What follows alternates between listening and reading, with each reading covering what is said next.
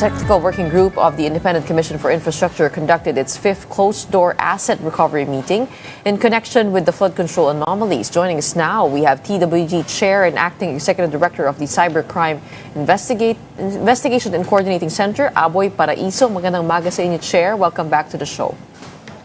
Good morning, Gretchen. Thanks for having me back. You had your fifth closed-door meeting yesterday. Can you give us the latest updates now on the asset recovery efforts? Well, we decided and we all agreed that the technology would continue despite, like you said, uncertainties of whether the ICI would still proceed. But I think now I think it's a more concerted effort. Everybody was on board. Everybody went on board with the two particular systems. One is the spreadsheet given and developed by our friends from the Bureau of Customs when it comes to getting a visibility on the actual assets that are seized and foreclosed, two, those that are frozen, and three, those that are pending application to be frozen. So that's one. And then I think two is the finalization of that dashboard wherein every agency can access and contribute and request for documentation, and then it would be stored so it would be ready for everyone in our efforts for one, assets recovery, and two, case build-ups. Okay, and would you have a specific amount as to how much has been recovered already? At nasaan po itong assets na ito? Who are they with? So, when it comes to the actual assets that are seized and foreclosed, I think we have around 30 vehicles comprising of, if I'm not mistaken, 5, 6, 7, 8, 20. I'm bad at math. Sorry. Around 21 motor vehicles, 9 air assets, 9 helicopters, and 2 jets. And then I think around more than close to 300 million pesos that were surrendered as part of restitution of individuals seeking witness protection or state witness status with the DOJ. And as far as frozen assets, I've not reported that we are at 21.7 billion worth of assets frozen. Okay. Puntahan ko muna yung sinabi niyo ho na 300 million pesos already surrendered and returned. No? Are you referring to the amount that has been returned by Engineer Henry Alcantara? On paper, he has officially returned 181 million pesos. Ano ho mga amounts? Would you know? So I'm this is like the aggregate amount of the from Engineer Alcantara, I think from Usec Bernardo, and I think Bryce Hernandez. So I'll get back to you with the exact amount. That's what the spreadsheet is for, which we can all access. We decided yesterday, and everyone agreed that they would be on board, so we can see actual numbers of and the results of our efforts when it comes to assets recovery. Okay. Kasi may usap-usapin, no? There are questions surrounding the amount that Engineer Alcantara has returned, 181 million pesos, yet he was able to splurge $500 million pesos in a casino. How does that reconcile? Magkano pa po hinahabol ng TWG? So, ang sinasabi namin, Gretchen, our target is not to recover 100%, but even more than 100% of what they actually stole from the people's money, because you have to remember, in a judgment, hindi lang naman binabawi kung ano yung nanakaw na amount. there are fines and penalties that are included in the judgment. So, yun ang hinahabol natin na ma-recover at ma-freeze. Actually, yung mas malaking trabaho namin, Gretchen, yung pag-preserve ng asset. Kasi upon judgment, doon pa lang actually makuha yung perang yan.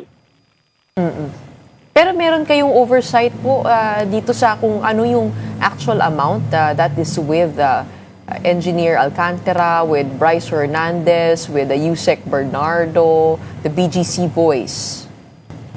So, if you're talking about oversight kung ano yung nakikita namin, ano yung actual na pera na nasa kanila, wala.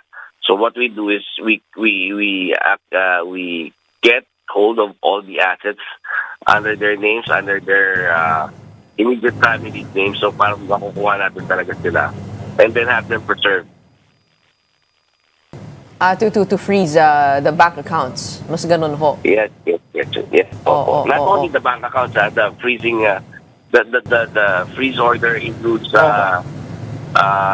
real property, motor vehicles, and jewelry and other assets. Yeah. But hindi ho ba parang drop in the bucket lang ho itong mga ibinabalik ho nila sa Philippine government? Given the scale of the money that passes through, paano kaya makaka-recover ang Philippine government ng substantial amount kung hindi po alam kung magkano po yung just putting this side by side yung casino activity pati yung pera na ibinalik, hindi ho ba napakaliit ho nun? Tama, and we agree na parang what they're nominating to return is a minimal amount kung ano yung nakikita natin figures, but that's the job of really of the TWG is to determine what other assets we can go after and then go after those assets. Yung totoo, hindi, if we, yung comparison mo, ito ano yung natatalo sa kasino. Yung comparison namin, yung actual na statements nila, yung ano yung amount of contract at ano yung share nila doon sa contracts na yun. Di ba may parang may pie yan kung ano yung napupunta kay Alcantara Congressman. So that's the basis that we're looking at. Is it true that the former Usec Roberto Bernardo only surrendered around 7 million?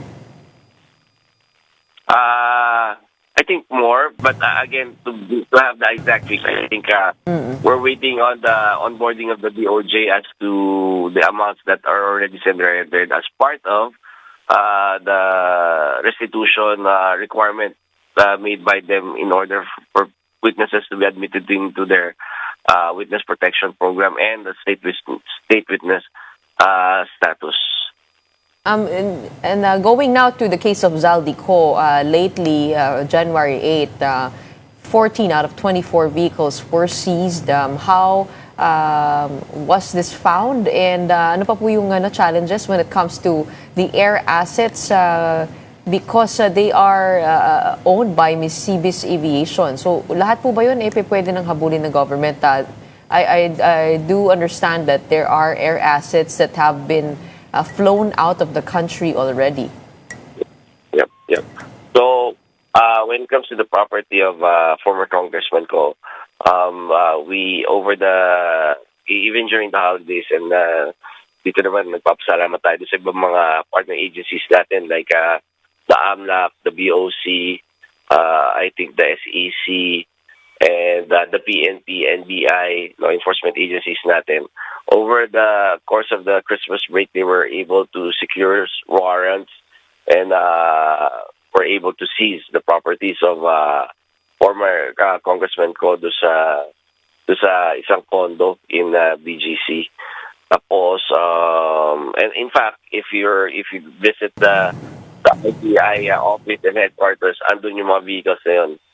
So, and with regard to the air assets, I think that challenge really is, although may mga nasa ibang bansa, the challenge really is the cost that we're incurring. Kasi nagbabayad tayo na parang hangar fee and yung upkeep ng mga air assets na yan kasi hindi pa natin mapalipad dito sa Pilipinas. Because again, they're not located here, so we have to get an actual court order for us to have those vehicles transferred here. But they're already frozen under the effective control of the Philippine government. Okay. Even if they're under the name of the corporation, like Misibi's corporation, and I think some of them are under the construction company. We're still going after those assets.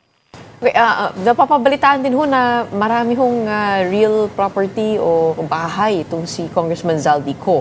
Have those been frozen as well? And aantayin ho, pag ganun ho, ano yung status nun?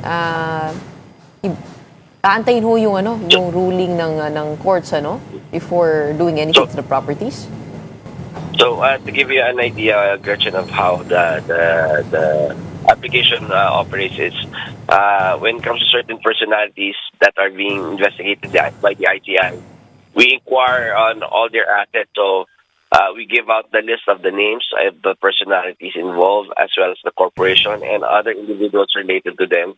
We give them out to our partner agencies. So you have the LTO for the motor vehicles, Marina, including the LRA, the Land Registration Authorities, if there are properties that belong to these individuals. Then if there are properties that are registered under their name, we give the list to AMLAC.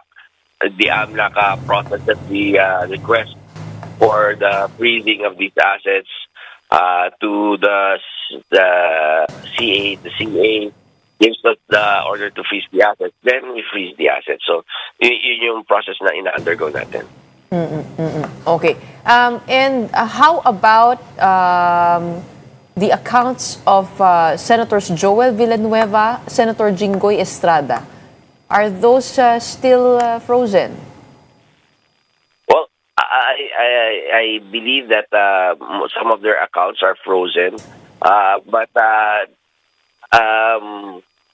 I think they have filed from our discussion. I think they have filed and it's within the right to file the motions for reconsideration to have those assets unfrozen. But again, as far as the ICI is concerned, and the technical working group, if you are part of that list that we are investigating and we have filed cases with ombudsman against you, we would be also seeking to preserve those assets, whether in the forms of bank account or other properties. Pero bakit ho some lang? Why not all? Kasi parang tinitingnan natin ibang properties pa nila eh. So, again, it's really dependent on the grant of the freeze order by the CA. As far as we're concerned, if we can find any and all of their properties, i-applyan natin yan eh. Kasi you said some bank accounts of Senator Joel and Senator Jinggoy have been frozen. So, I'm assuming it's not all bank accounts related to them? So I have to, again, nag-onboard pa lang lahat ng agencies sa mga dashboards namin. So I have to get back to you on that, Gretchen, if ano yung mga na-applyan na natin for freeze order at ano yung actual na nag-grant sa atin. But they remain to be frozen. Yung at least what the AMLAC has ordered frozen. At what the CA has ordered CA frozen. rather. Pero kami, yeah. So pero si AMLAC, the ICI through the AMLAC would request for the freezing of all the assets kasi nga ang goal namin is to preserve those assets eh. Oh, okay. And what have been the challenges of the TWG in asset recovery? Ito pong ICI, kinukulang po ng commissioner. Does that hamper you in any way? And what challenges have you been facing in tracing and securing assets? I think the burden has shifted to the TWG because nga yung kulang yung mga commissioners and based on the composition of the ICI, Chairman Andy cannot act alone. He needs at least one more commissioner to effectively act as a body. So, but the work of the TWG, and we talked about this, and we all agreed that it would continue because it's a whole of government approach to help whatever body is investigating and prosecuting this personalities that are involved in that particular scandal. No, so So tuloy-tuloy lang naman yung work namin kasi independent of the ICI, we can still function as a whole of government to preserve these assets. But again, we seek guidance with the ICI. One of the things that we're discussing is a particular order of battle on which individuals and personalities to focus on first. Kasi we have to really focus and follow through on certain individuals before moving on with the new discoveries of new individuals, new corporations, or new contracts that were discovered to be anomalous or subject of these flood control scandals. Pero sana ho, hindi lang ho yung dilis ang nakukuhanan ho natin. Ano? I mean, the public is waiting for big fish here to at least have some form of accountability that way. Tama, Gretchen. I think that's the real focus of the order of battle kasi nakikita natin if our estimates are correct, we were dealing with around 2,000 individuals, both natural and juridical. So, mga corporations at mga individuals. So, we really have to prioritize yung mga, like you said, yung mga big fish, tsaka talagang true masterminds and those who are really behind and were able to perpetrate these crimes. So, I think that's the biggest development of yesterday's discussion. A list to be given to us by the ICI through consultation with the DPWH. Okay. But dun sa mga assets po ng nila Henry Alcantara, ano pong doon? I mean, ano po yung difference po nung pag-pursue po nung assets nila dun sa pag-pursue ng assets ng mga senador po natin? Well, there's no difference. Each individual, kasi even if they have the same, they're involved in the same contract, iba-iba yung mga sharing niyan, iba-iba yung mga nakuha niyan. So we go after all those assets. All the people and all the corporations that are involved in this anomaly. So, kami pikit mata, whether it's kasamahan namin or colleague namin sa government or private individuals, as long as they were able to facilitate and participated in the dissipation and stealing of these money, we go after them. Because the Ombudsman has said that cases of indirect bribery, malversation of public funds, and violation of the Anti-Graft and Corrupt Practices Act will be filed against Caloocan Representative Mitch Hayon Uy, former Usec Roberto Bernardo, Henry Alcantara, Senator Joel Villanueva, and Senator Jinggoy Estrada. And another person that we're looking at is the DOJ is looking at is into the case of COA Commissioner, former COA Commissioner Mario Lipana. Pati po ba sa kanya ay na-freeze po yung assets niya? So, I have to get an update on the personalities, Gretchen. But I do believe if na-file na ng kaso yan, it's part of our mission, of our order of battle to freeze those assets. I think ang listahan namin is comprised of 200 plus individuals na hinahabol namin nung lahat ng assets nila, whether it's part of the things or the contracts they stole or some other even if it's legitimately acquired, we go after their assets to be frozen. Again, hindi lang naman yung ninako yung hinahabol namin na ma-preserve, pati lahat ng assets nila. Kasi nga, hindi lang yung pag nagkaroon ng judgment, hindi lang yung, isoli mo yung ninako mo, pero may mga fines and penalties pati. So, we have to preserve all those assets. And will you release this list to the public, at least the list of names? That we are up. I have to get back to you on that, kasi we have to decide as a body. Kung ako lang dapat So, but most of the names that you hear and ito na lang, sure, basta nasampahan ng kaso dos Ombudsman, we are freezing the assets of those individuals and corporations. All right. Okay. We'll leave it at that. Maraming salamat for the updates and we'll let you get to the work itself. We know you're busy, man. Maraming salamat for your time. TWD Chair and CICC Acting Executive Director, Aboy Paraiso.